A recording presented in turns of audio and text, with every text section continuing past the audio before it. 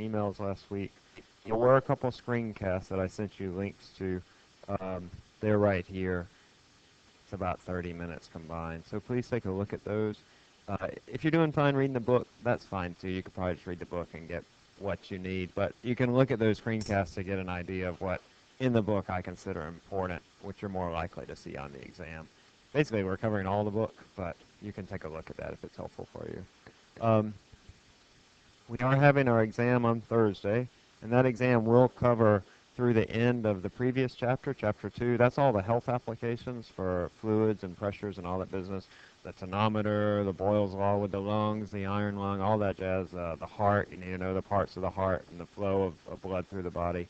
And then also chapter 3. Chapter 3 is on energy, work and energy. So you need to know work and energy, all the things too, like the temperature scales and the conduction of thermal energy, that business.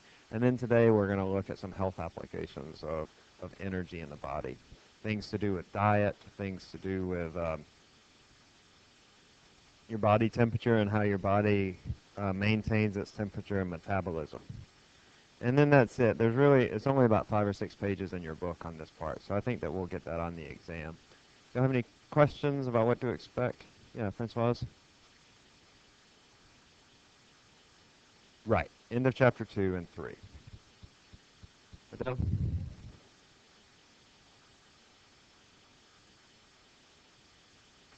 There's not a good correlation, but if you look at the old test, let me see if I have a document there. I do not. But when you look at the old test, like for example, if you look at spring 2015, it looks like this was just chapter 3 and 4. So on this 2015 exam, you can go up to question number 25. See, because it stops here. It goes from BMR, basal metabolic rate, which we'll talk about today, and then it goes into waves, which is not going to be on this test. So on my test, I always chunk them by chapters. They're not all mixed in with one another. So, and then on the previous test, which was exam 1, yeah, you'll need to find the breaking point where it goes from, see, like here's some stuff about pressure and fluids in the body. So those are things that you would see on this test. Does that answer your question? If you want to know those specific numbers, you can shoot me an email. But I think if you just take a look, you'll see the natural breaks in the topics. Okay? All right. Any other questions? Exam, 40 questions or so. You'll get the whole time, but I don't expect that it'll take you the whole time.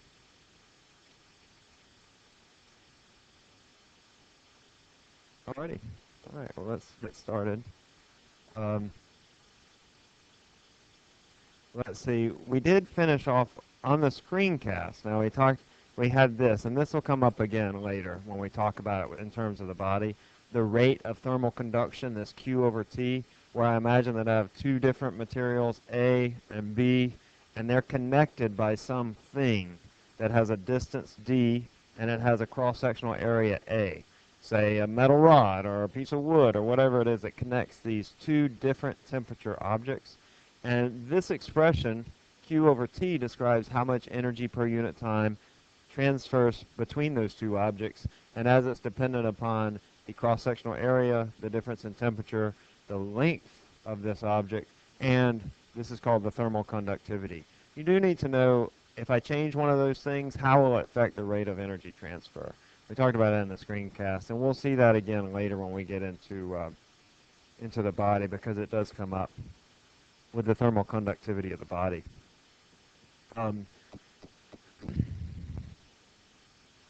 Right now we're going to look at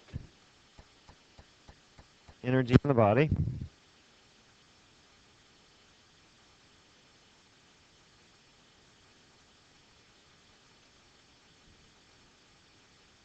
Our governing principle here is that conservation of energy.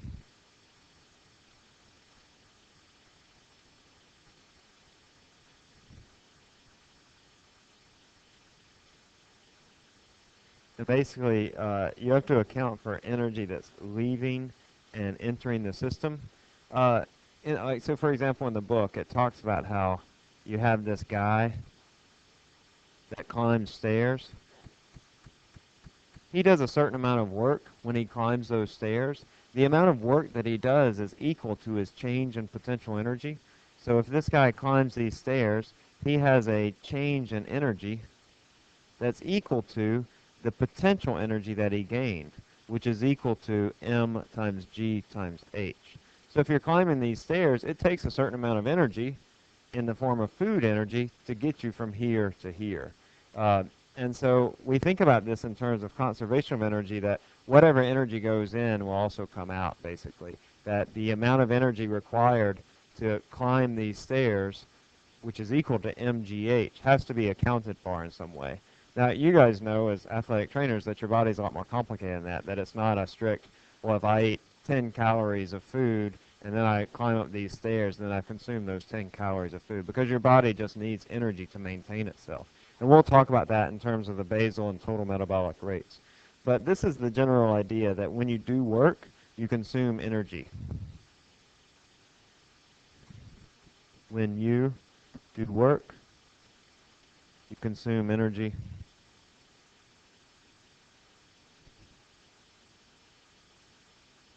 You know, like you're on the elliptical or the treadmill or whatever, and you got that little blinking number, the number of calories that you used up, right? That's a sign to you that as you're doing this work, then you are consuming energy. Let's see. Food is our primary source of energy.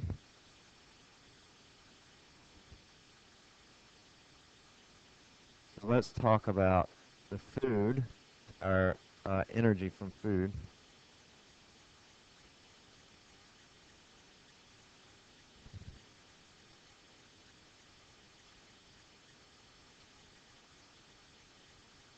Couple things you need to know about this. First of all, our unit of energy for food that we use is the calorie.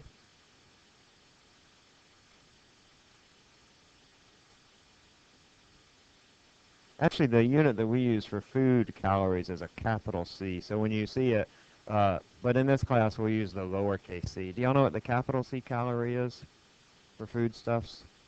It's 1,000 calories. So really, when we're talking about calories, we're talking, well, so let me explain. So here, 1 calorie is a measure of energy. 1 kilocalorie is equal to 1,000 calories, which is equal to 1 capital C calorie. And this is the calorie that you see on food labels. So be careful with that. We'll use this unit, which is really 1,000th of a food calorie.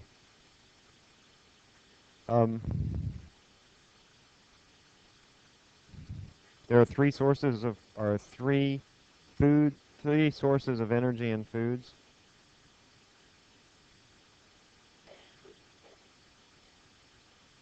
You need to know and be able to identify these and be able to describe what is their energy density.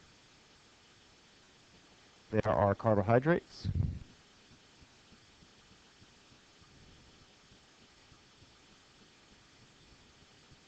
You know what the other two are? Lipids and what else? Man, y'all are awesome.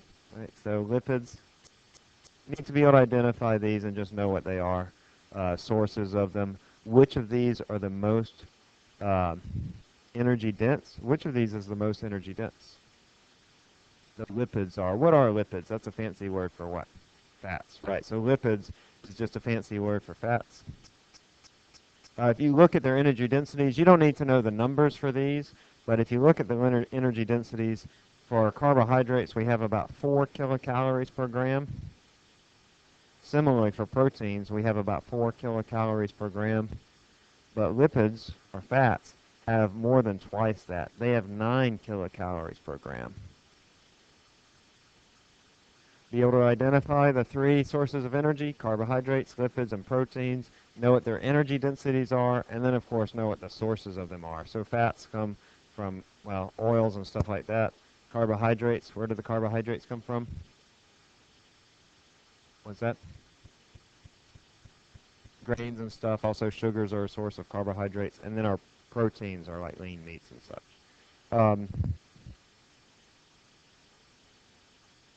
Energy from our All three of these are called nutrients collectively. And then other nutrients include vitamins, minerals, and water.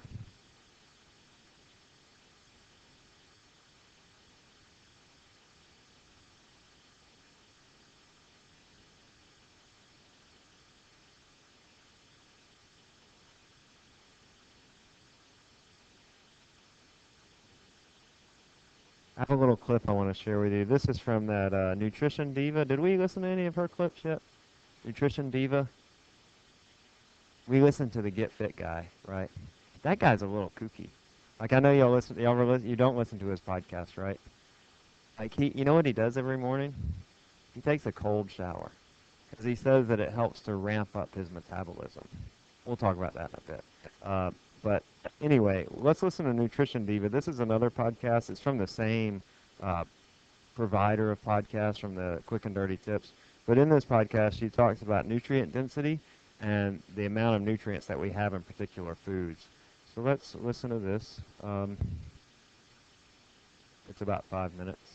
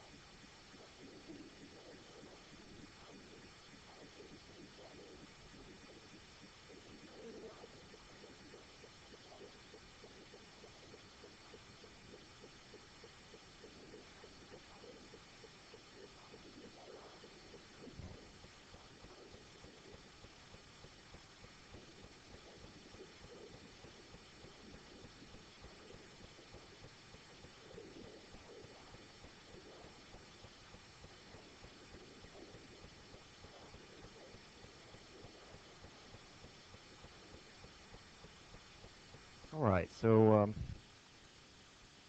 make sure that you understand what energy density is and nutrient density and the difference between those.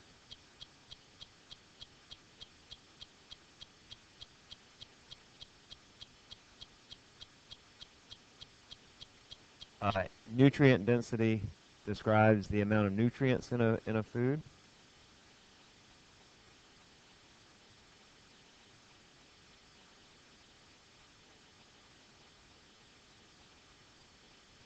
And energy density is just the amount of energy in a food.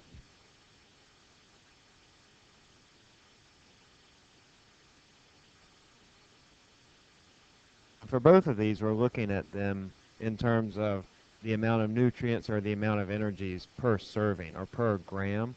Or like with the energy density, we had kilocalories per gram. And similarly for the nutrient density, a measure of the amount of nutrients that you have in that food per unit mass or perhaps per unit volume. So just understand the difference between nutrient density and energy density. So for example, a donut has a very high energy density, right? It has a lot of sugars in it, a lot of fats in it, so it's very high energy density, but of course it has a very low nutrient density. As, say, a carrot has a very, high or low nutrient density? It has a very high nutrient density, but a very low energy density. So depending upon what you're doing, like if you're an athlete that's out, doing 3-a-days or whatever, that you're going to need a lot of energy, but you'll also need a lot of nutrients as well to help your body to rebuild. All right? So just understand that. Typically, I know there are a lot of different diets out there.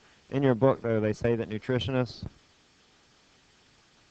recommend, I don't know, you'll take a nutrition class as athletic trainers. So you might know it, have better. What's that? Yeah, nutritionists recommend, at least in your book, they say that your diet should be 50 to 60% carbs, 20 to 30% fats,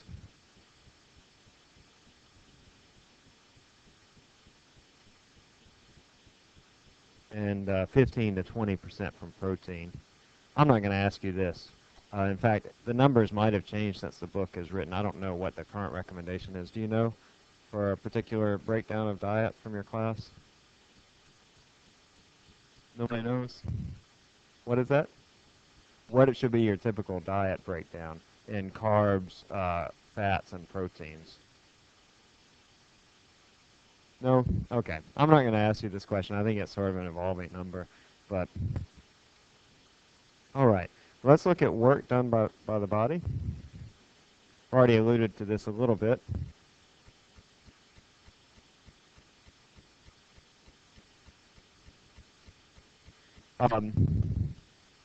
Your book calls this macroscopic work.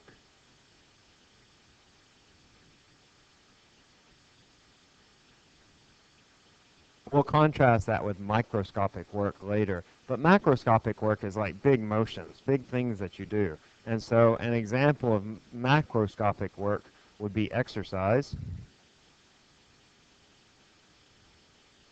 When your body does these big motion and expends certain amounts of energy in that motion, as opposed to microscopic, which would be the internal processes of your body. And we'll get to that. That's related to your basal metabolic rate, just the amount of energy required to keep your body going. So the work describes this as work done by the body as macroscopic work, like exercise. So for example, if I'm climbing a flight of stairs, to climb that flight of stairs requires an energy equal to m times g times h. And if you put in sort of a typical mass for a person, which is 70 kilograms, times the acceleration due to gravity, which is 10 meters per second squared, times the change in height, which is 3 meters for a single flight of stairs, that's about 2,000 joules, which is approximately equal to about a half a food calorie, which is, remember, the kilocalorie, about a half a kilocalorie. All right, so to climb a flight of stairs burns about a half a calorie. That's just the amount of energy required to take your mass from here to here.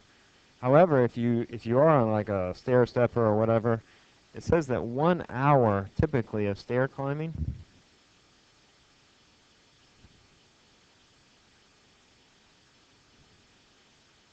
burns uh, about 400 to 600 calories. Right. If we imagine that in 1 hour, say we climb, I don't know, 200 flights of stairs, just as a rough approximate, in an hour you climb 200 flights of stairs. Then 200 flights of stairs, if I were to climb 200 flights of stairs, what would be my change in potential energy here? One flight of stairs is a half a kilocalorie. What is it if I climb 200 flights of stairs? What is going to be my change in energy for the person? What is it going to be?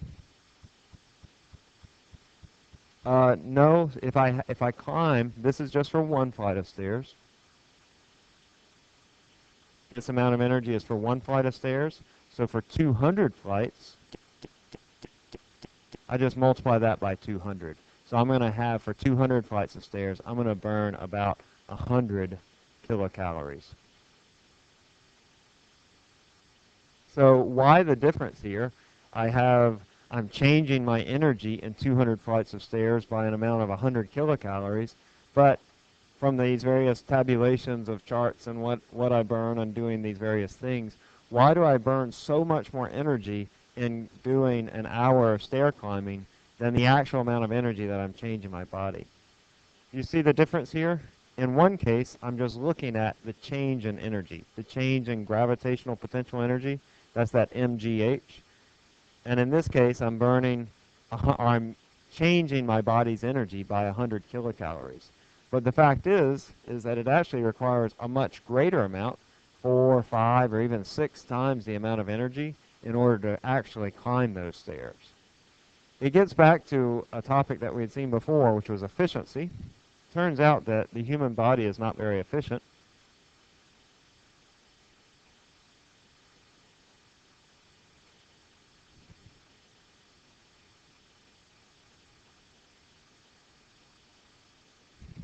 So that if I put in a certain amount of energy, I only get back a small percentage of that. So you can think of this, let's say that I put in 500 calories into food in my body in order to do this stair climbing, but I'm only changing the energy of my body by about 100 calories. So what would be the efficiency then of that? Let's say that I put in an energy. My energy input is going to be 500 calories. It's actually kilocalories, sorry. My energy output is only 100 kilocalories. So what is my efficiency?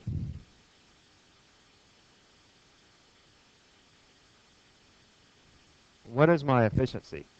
I'm putting in this amount of energy, but I'm only getting out this amount of energy. I'm only changing the energy of my body by this amount, by 100 calories. And so I want to know, what is my efficiency of the body? Is it going to be greater than 1 or less than 1? Or rather, greater than 100% or less than 100%? My efficiency.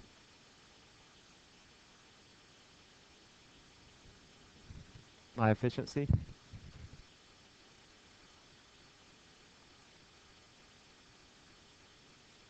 I'll look a little bit lost. Are you a little bit lost?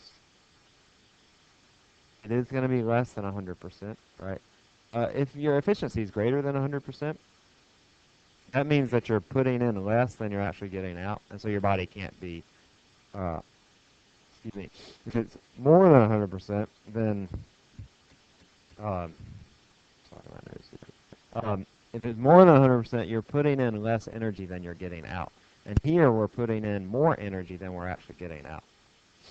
My efficiency here is equal to the energy out divided by the energy in. I think in the screencast I might have called this work out over work in. And so your efficiency here is equal to about 100 calories, which is the energy you get out, divided by 500 calories. And then to make that into a percentage, you multiply it times 100%, and you get equal to about 20%. And it turns out that the human body is about 20% efficient. For every 100 calories that you put in, you produce 20 calories of work. All right? So all those other calories are going where? Why do we have this discrepancy? Where does this energy go? Okay, well, in this case, I'm putting in 500 kilocalories of energy, I'm eating 500 calories of food, and I'm producing this macroscopic work.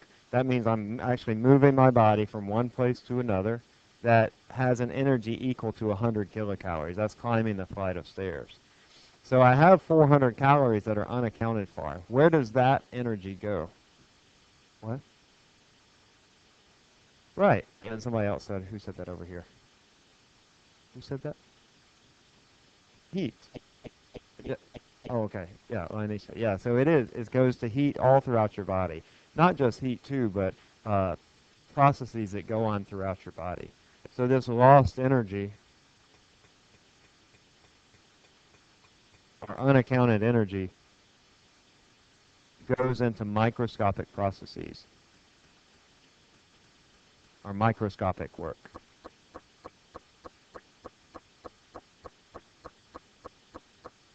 Right, and that gets into metabolism.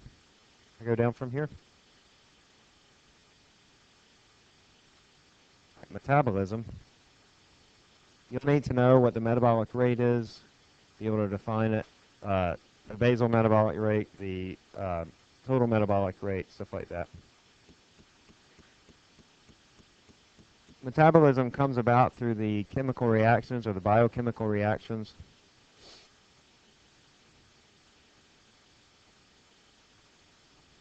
in the body that use energy to build down and tear, or to build up and tear down substances.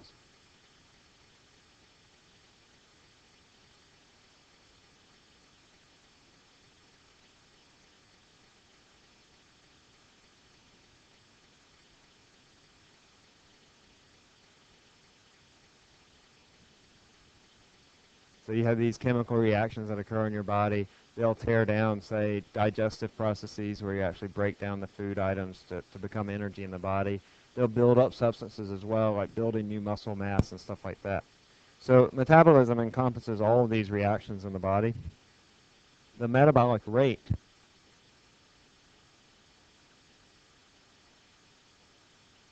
is the rate of energy usage in the body.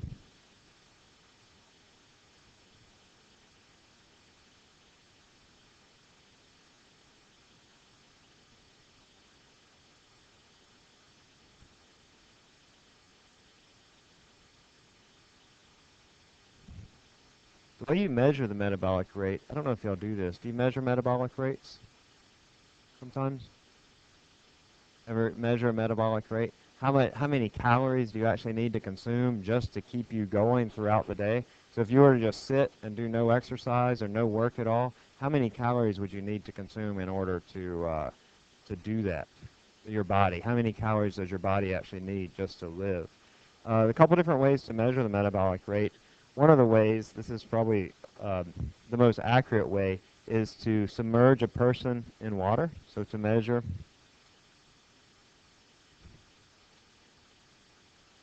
submerge a person in water, or, up to their head.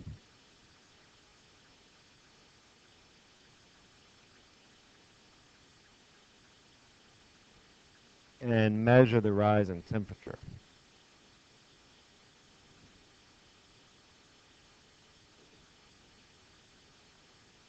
Because as Leonisha said, all those metabolic processes are producing heat in your body.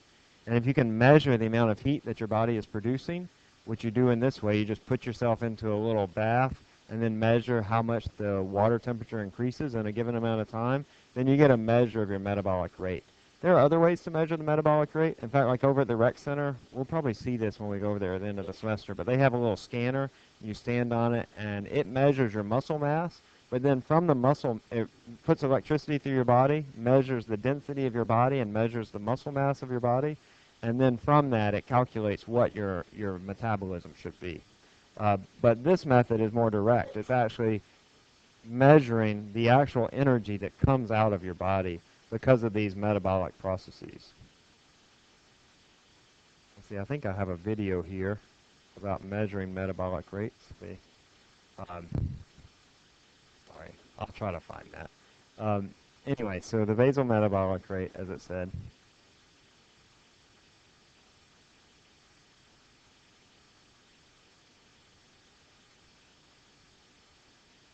the metabolic rate is the total amount of energy that your body uses. That includes both these microscopic and macroscopic.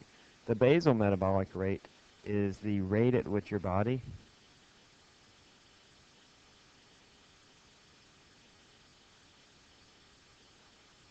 converts energy into thermal energy, or converts food energy into thermal energy.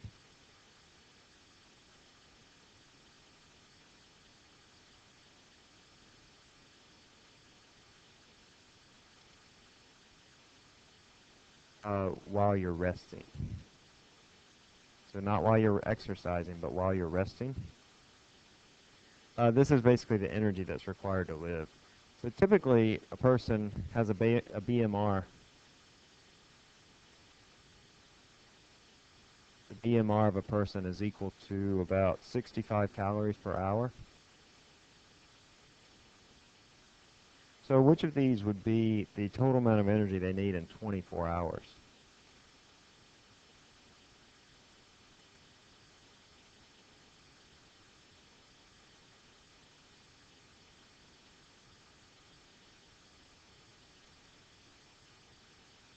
We'll do it as a clicker question. Is it A, 100, B, 1600, C, 3000, or is it D, 1000 calories? Remember, this is just your resting amount of energy. How much energy do you need just while you're resting?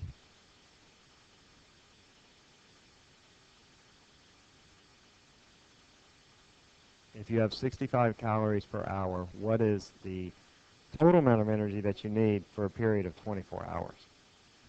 Is it 100 calories, 1600 calories, 3000 calories, or 1000 calories? Or rather, these are food calories, kilocalories.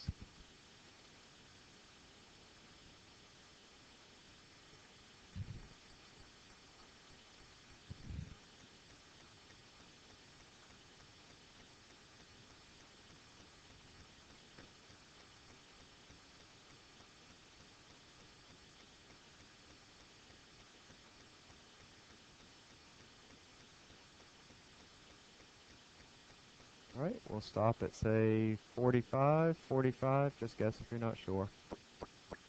Ask your neighbor.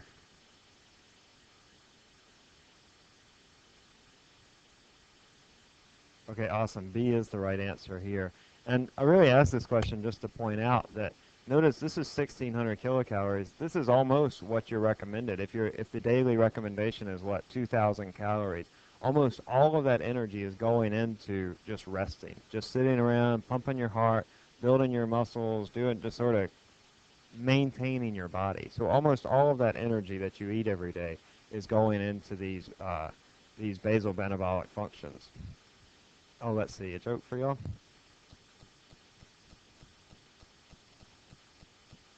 Do you know what they do to a chemist when he dies? They bury him. Did y'all not get that one? It's an element. Bury him.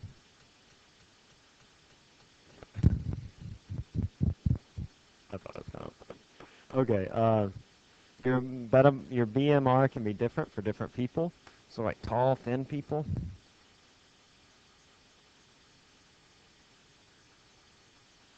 have a higher BMR.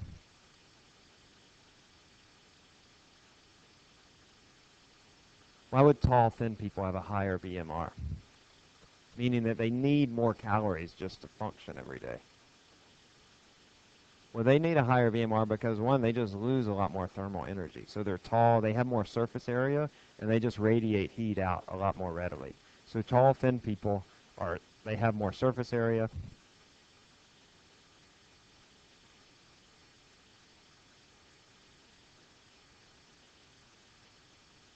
And radiate heat out more rapidly. What's another group of people that have a higher BMR than most of us? Tall, thin people, and who else? Huh? No, not short people. Not big people, no. Kids. Kids have a very high BMR. What did you say? Kids have a very high BMR just simply because they're growing. They need a lot of energy to produce, to build new bone, new muscle. So kids also have a very high BMR. That's why they can eat junk like all the time and they just stay the same size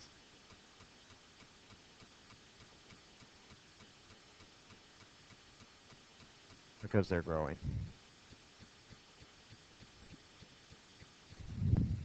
All right? So that's the basal metabolic rate. There is another measure of your metabolic rate. It's called the TMR, or the total metabolic rate. You need to know the difference between them, what they measure. Metabolic. The total metabolic rate includes not just the basal metabolic rate, but also the energy that you do otherwise, walking around, if you go exercise or whatever, all that stuff includes the BMR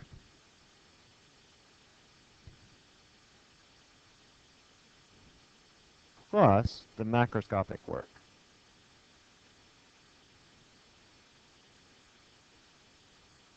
Those large-scale movements that you make, like I said, walking around, um, moving around, stuff like that, exercise.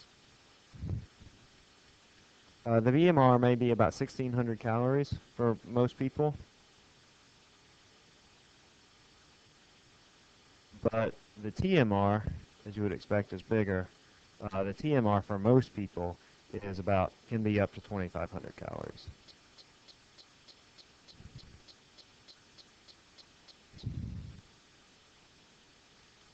Okay. In that, let's see, are we going to listen to it? No, we're not going to listen to it. Okay. But that Get Fit guy, that guy that we listened to last time about the stiffness of muscles, he talks about how you can change your BMR. You can do a number of different things, and one of the things that he does to change his BMR is he takes a cold shower every morning. Why would that change your BMR to take a cold shower in the morning? It lowers your body temperature, and your body has to counteract to raise that temperature again. That's right. So it makes your body work to raise its temperature. I'm not going to take a cold shower in the morning, but he does it every morning. And then also something else can raise your BMR. What is that? Exercise can actually raise your BMR, especially weight training. Is that what you said? Yes, exercise can cause changes in your BMR, especially weight training and stuff like that as you build more muscle mass, because muscle mass just requires more calories to maintain itself.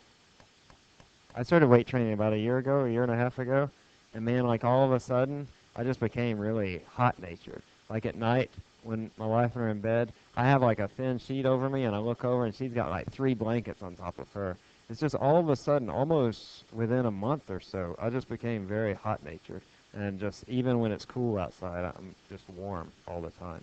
And it's because of that metabolic rate changes, that you're just producing more thermal energy in your body. All right. Now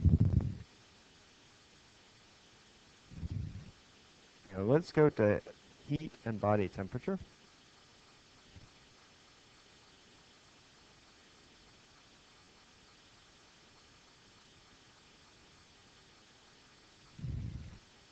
Actually, give me just a second. Let me look at something.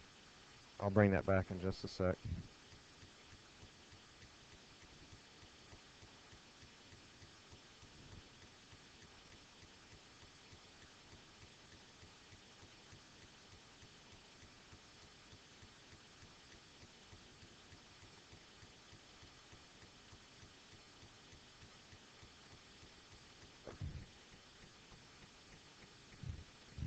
All right, so heat and body temperature.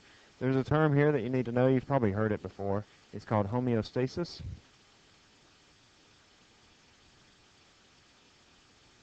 This is describes that the body's temperature is very regular.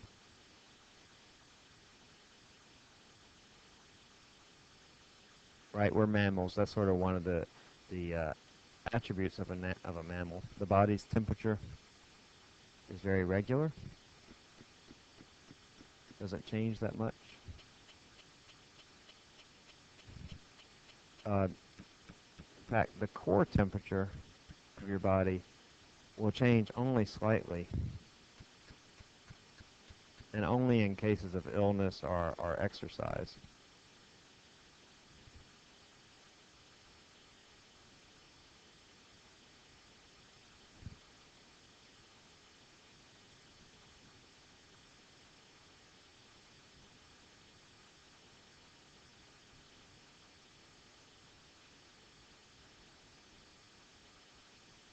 So make sure you know what homeostasis means, and it's just this attribute of our body, of mammals' bodies, in fact, that the body's temperature is very regular.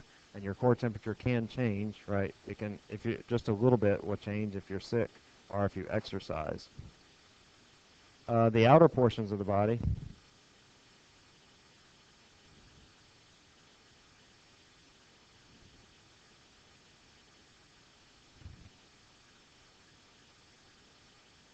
can change temperatures. So, like for example, if your core temperature is 98.6, the outer portions of your body, like your fingers or your nose, can be a lot cooler than that. Let me show you some pictures that represent this. Can I take this away for just a second? Um, we got an infrared camera. Oh, I got the infrared camera. And we took some pictures at home just to play around. But this is our dog. Uh, Notice that he's a mammal too, right? And so he has homeostasis. Uh, Notice the different parts of his body. Like that. There he is. So notice that his nose here is very cold, so it's very dark. His eyes, he looks kind of creepy, right? His eyes are really bright because those are hot. And of course, he has a lot of fur on him, so his temperature is different because of the fur. Let's look. Here's my children, Micah and Ada. And notice also with them that their eyes and the rest of their face is very bright, but their nose is very cold. See, I have a picture of my wife here. I'll bring this camera in. We'll get to play around with it at some later time. Yeah, here's my wife. You can see very bright around the face and neck, a lot of blood flow going on in the head and around that area. But notice that her arms are cooler, and so they're not as bright in the infrared.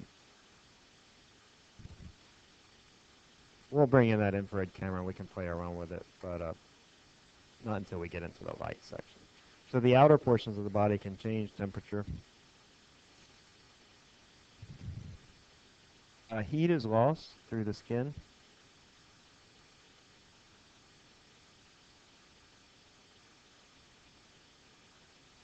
By several processes, by conduction, convection, and radiation.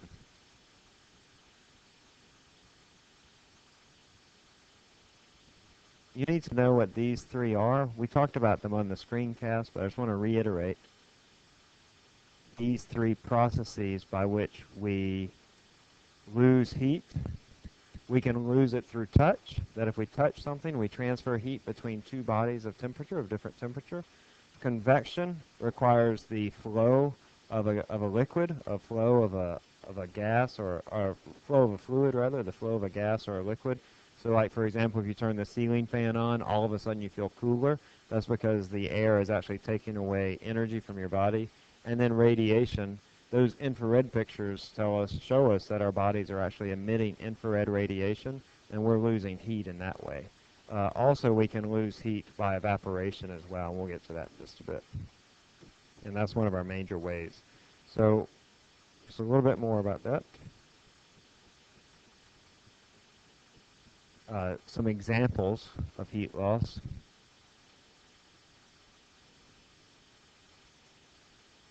In the body. First is conduction. In your body, the organs are at a higher temperature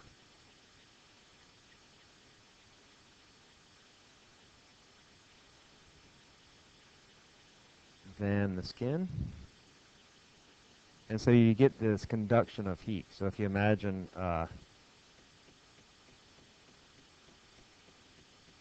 here you are, here's your heart. Your heart is really hot. I'll point it as red. And so we're going to have this heat flow that goes from your heart out. And this is all by conduction because conduction requires touching between two surfaces. And so your heart, which is really hot, is going to conduct heat out towards your skin.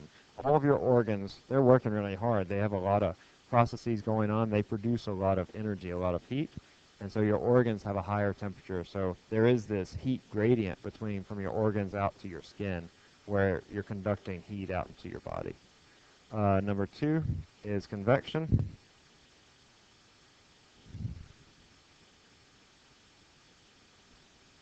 And like I said, if you have a ceiling fan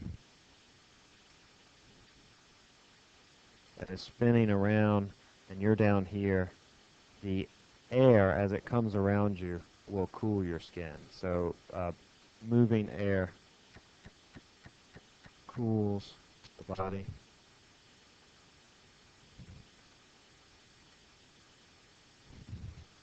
Third is radiation.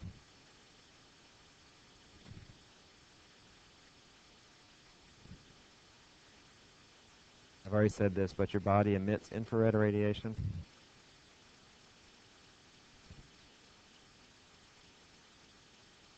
Infrared radiation is the IR, infrared. So we're all basically 40-watt light bulbs at an infrared. So when we bring in the camera, we'll look out around the room. You'll see that all of you are emitting infrared radiation at a power of about 40 watts. Remember, that power is energy per second. So you're constantly putting out energy through radiation. The fourth major way of heat loss is through evaporation. And we'll deal with that in just a second. But evaporation,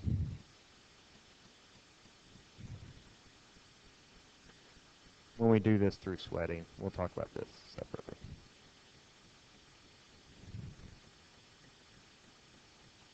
If we break down these three, conduction and convection, the ways of heat loss in the body,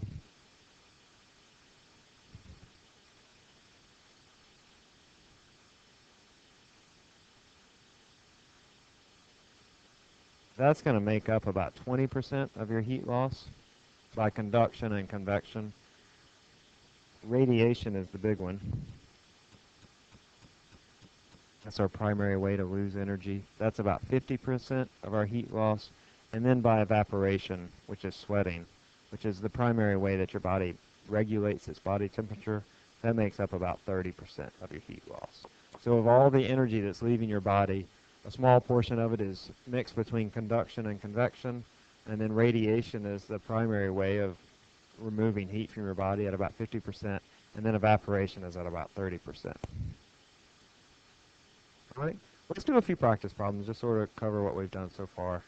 We'll just go to an old exam here.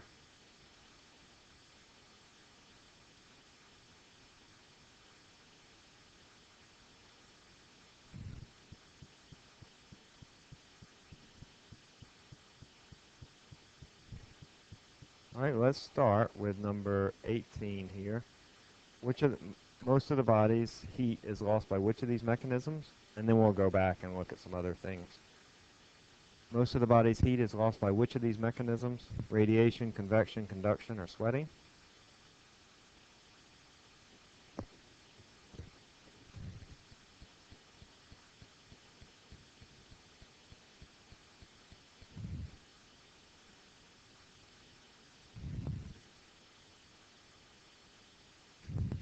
All right, just a few more seconds. I'll stop at 30.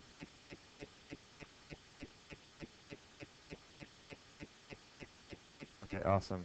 A is the right answer. About 50% of your thermal energy leaves your body as radiation. Tell you I went and gave blood like a month ago. They had a band down at the library and I gave blood.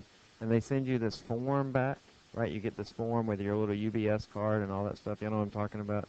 And they usually have like your blood type on there. And I got it and I was looking at it. I'm like, well, this isn't right. This says that I have type A blood. And I don't have type A blood. Do you know what it was? It's type O. That's a joke. I think my blood type is type O, actually, but okay. All right.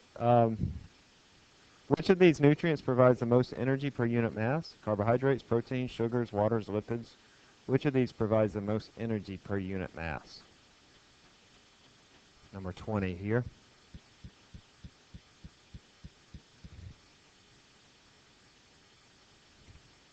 All right, we'll stop at 25, 25.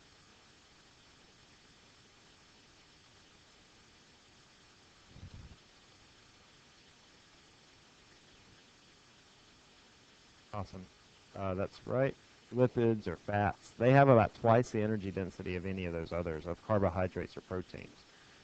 Sugars and water, those aren't really, those don't provide much. I mean, sugars do provide energy, but they're really just carbohydrates.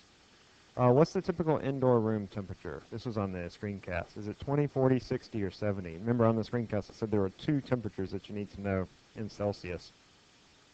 That is typical indoor room temperature, which is about 70 Fahrenheit, and the body temperature, which is right around 100 Fahrenheit, or 99.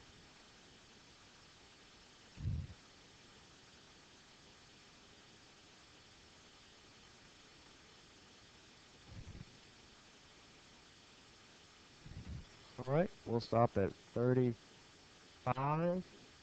35. Just guess if you're not sure.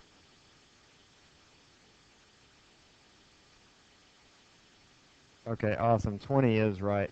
What is the typical body temperature in Celsius? What is that? 37, right, or about 40 degrees Celsius. All right, so you do need to know those basic ideas. Also, which is bigger, a degree Celsius or a degree Fahrenheit? Degrees Celsius. And remember, they're based on those freezing and boiling points of water, but Fahrenheit uses like 180, I think, degrees between them, whereas Celsius uses only 100 degrees between them. So the Celsius degree is quite a bit bigger. It's almost twice as big. Um,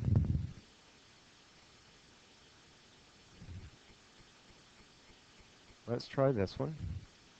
This number 21, and then we'll go back to what we were doing. The following describes thermal conduction. The thermal conduction through a rod of certain material is 2 kilocalories per second. You increase the length by a factor of 2. What is the new rate of thermal conduction?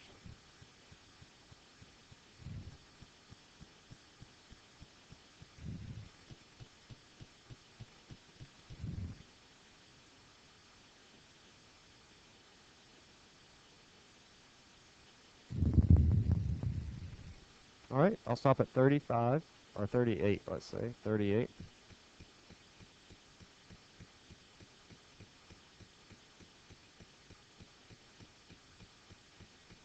Okay, we're a little bit all over the board. It started at 2, and some of you said it went down by a factor of 2, and some of you said it went up by a factor of 2. On these, you'll certainly see some problems like this, where I'll give you the equation, or the equation will be on your equation sheet, and you just have to know, if I change a variable, how does it affect the thermal conduction, for example. Here, I'm changing the length of the rod. I'm doubling the length of the rod. Remember, D is the length of the rod. If I double the length of the rod, that means on the other side, because this is in the denominator, I'm going to have a factor of a half. So where it was 2 kilocalories per second, it's now going to be 1 kilocalorie per second. Okay? That's important to me not because I really want you to be able to calculate the rate of thermal conduction, but that when you see an equation, you sort of can feel your way around it and say, well, if this changes by one amount, how does it affect another variable? Okay? Everything all right?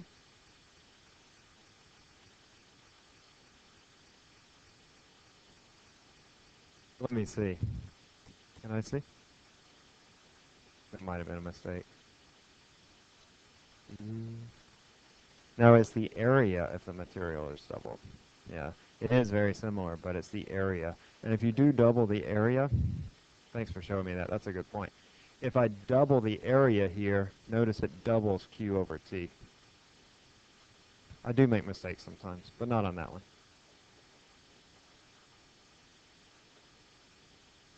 Right, yeah. Exactly right. Okay? Y'all clear on that? Let me give you another equation. Let's just make up one. Let's say that S is equal to 3T divided by R. All right? If I increase R by a factor of 2, what happens to S? If I increase R by a factor of 2, S decreases by a half because it's in the denominator. We call that an inverse relationship. Whereas if I increase T by a factor of 2, I increase S by a factor of 2. That is a direct relationship. And then also, I don't think we had any of these, but we've had them in previous chapters. So let's say that S is equal to 4T over X squared. If I double X, that means I quarter S because it's an inverse square relationship where I have an X squared down here. If I double that value, 2, it's going to be squared. It becomes a 4 on this side, but a 1 over 4. That's really what I want y'all to know, is that when you see an equation, you can think about, well, if this thing changes, what happens to this thing? That you think about these relationships. Okay? Is that a little more clear for y'all? Yeah? All right. Good. All right. Just a couple more things. We'll wrap up this chapter. Or clear this. Let's see if there are any other good questions here.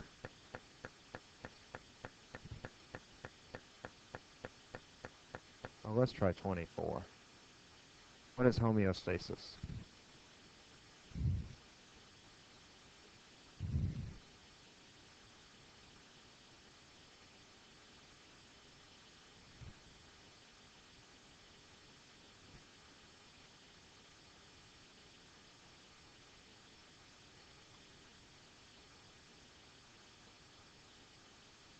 All right, just a few more seconds. I'll stop at 30.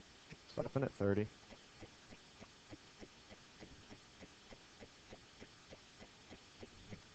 Awesome. C is right. Are y'all cold in here? Is it cold?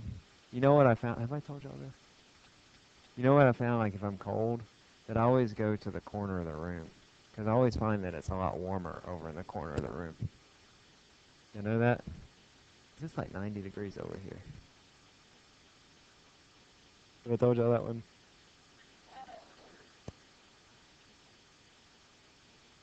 Yeah, that's a good one. That is a good one. You're right. Okay. All right. Let's see. So, I think, you know what? I think I could give you the test right now, and y'all do okay on it. Yeah, I think you could, because y'all are doing pretty well on these questions. I mean,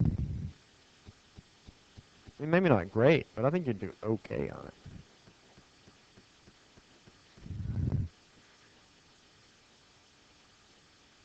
Okay, so how does the body regulate its temperature?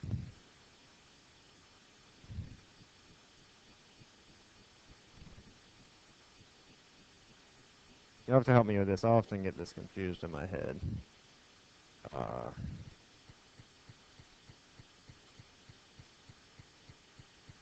so the brain can increase or decrease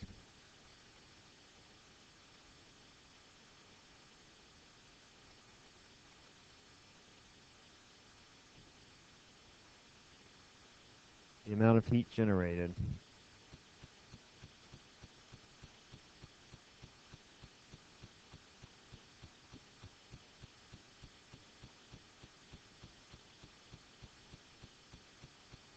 by the body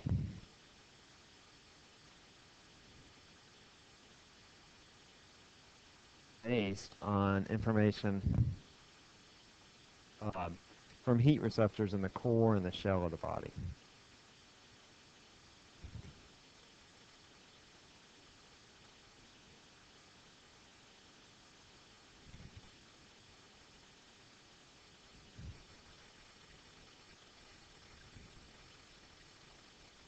So the brain basically has a bunch of thermometers all throughout the body, and it can regulate the amount of heat that the body produces based on the temperature that you have in the core and the temperature that you have in the skin, in the shell.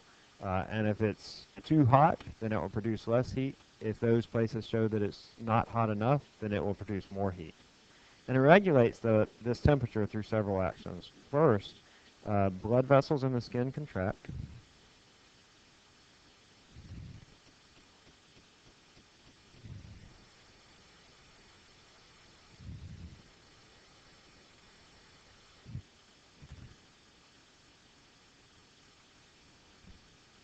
What does that do? Does that cause you to lose less heat or lose more heat? if blood vessels in the skin contract. Lose what? It is less, right, because you have less blood flow to the skin, and then you'll lose less heat. So blood vessels in the skin contract, uh, less blood flows to the skin.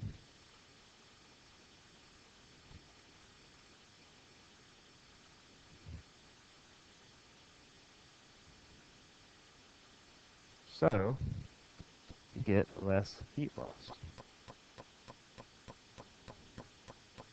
So the brain, if it found the temperature to be too high or too low, it would do this. If, say, your core temperature was too high or too low, it would do this. Which would it be? If it was too low, right, it would say, no, no, no, we need to save more of this heat energy. And so these blood vessels are going to contract and stop taking heat out to the skin where it's radiated away. We can do another thing. If you need more heat, shivering produces heat.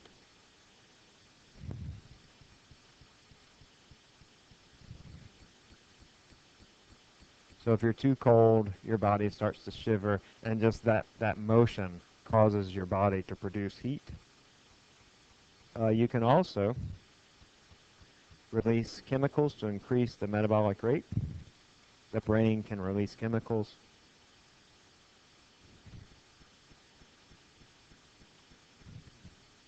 to increase the metabolic rate, increase your BMR. And this produces heat.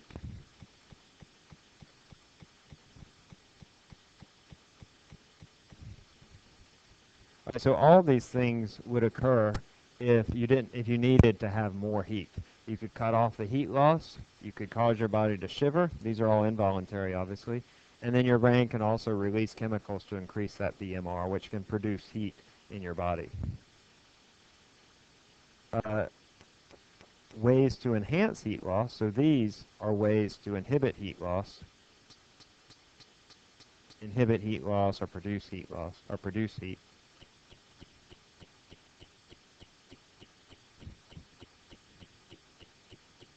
You can also have some ways to enhance heat loss.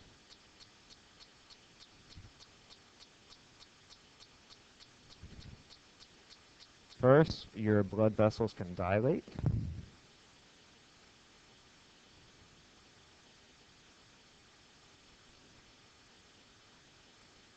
This is just the opposite of having them contract. The opposite happens where blood flows to the skin in a greater rate.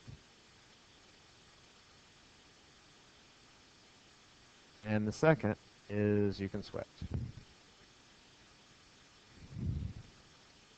All right. The sweating here, we talked about this, takes into account something called the latent heat of vaporization.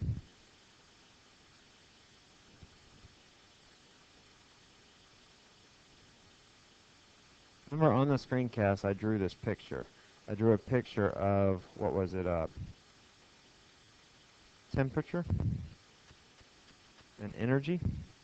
As I move through the stages of matter or the phases of matter, as I put in energy to a substance, I raise its temperature, and then it plateaus while it changes phase. I put in more energy, it plateaus, and it changes phase. If you didn't watch that, go back and take a look at that, because you could see a diagram like this, and I asked you the meaning of it. But in short, down here, if we're looking at water, I have ice, I have water, and I have steam. And this section of it is when I'm converting a liquid to a gas. And that's what sweating does, basically, is it puts water onto your skin, and then that water turns into a vapor, it turns into a gas, and the amount of energy required to change that water to a vapor is pretty big, and that's why sweating is so effective. So when the water on your skin changes into a vapor, evaporates from your skin, it carries away this latent heat of vaporization. This is our heat of vaporization. We found, I showed you that Q, that amount of heat, is equal to the mass times the latent heat of vaporization. Go back and take a look at that if you haven't looked at those screencasts. But this mechanism is at work in sweating. And as I said, the latent heat of vaporization for water is really, really high. It takes a lot of energy to change liquid water into a vapor water. And so that's why when you sweat, your body cools down a lot. It's very effective.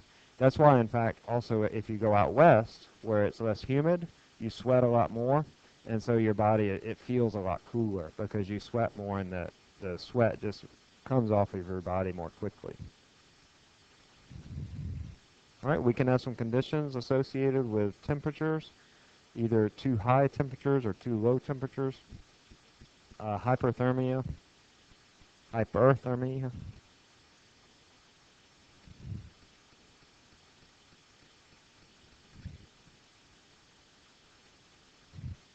This is our temperature is too high.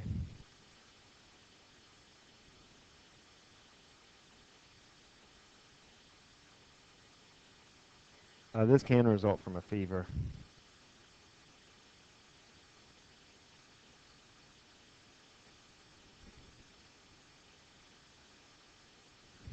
Where your core temperature is too high. Also, heat stroke. In a heat stroke,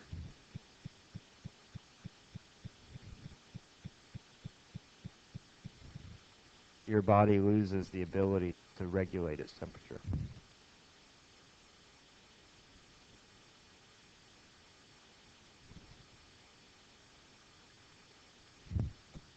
What is one of the signs of somebody in heat stroke? You guys know? You must know this. It's trainers, right? If somebody's in heat stroke or in heat exhaustion, what's one of the signs? They stop doing what? They stop sweating. They lose that ability to regulate their temperature. Okay?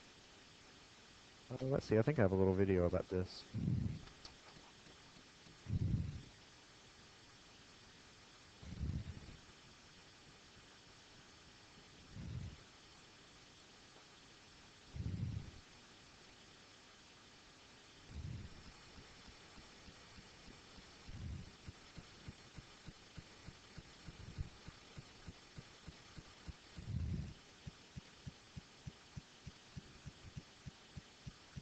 All right.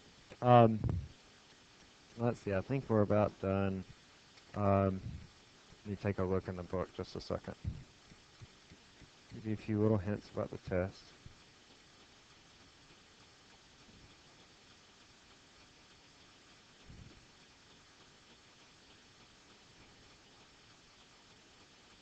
We get to do sound next. Okay.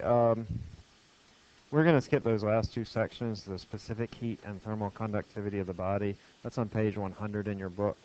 You will see thermal conductivity in the sense that we've already covered it, but don't worry about it with the body. It's really just sort of more of the same.